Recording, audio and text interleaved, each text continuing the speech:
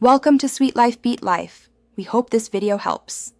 You begin by unlocking the specific system switch, open settings, then about phone and software information. Tap build number 7 times quickly. This triggers the hidden option. When the lock screen prompt appears, enter your PIN or password. This confirms you own the device. Once done, settings will show a short confirmation, developer mode on. This step is quick but essential because it reveals the developer options menu you need for debugging, advanced toggles, and unlocking options later. Now you'll access the newly visible menu.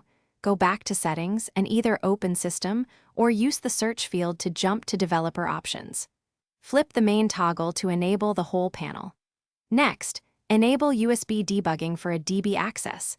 Confirm the prompt when it appears because this allows a trusted computer to control the device. If your goal is firmware flashing or unlocking bootloader, enable OEM unlocking. But note that enabling it may affect warranty or complete the setup by connecting your phone to a computer with a good USB cable. When the RSA dialog appears, tap Allow to trust that computer. Verify connectivity with a DB devices from your PC. Install Samsung USB drivers if the device doesn't show up.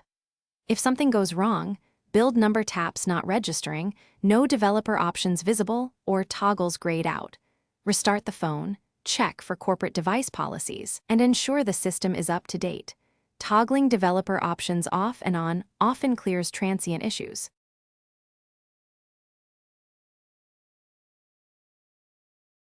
Thanks for watching. Consider subscribing if we helped you.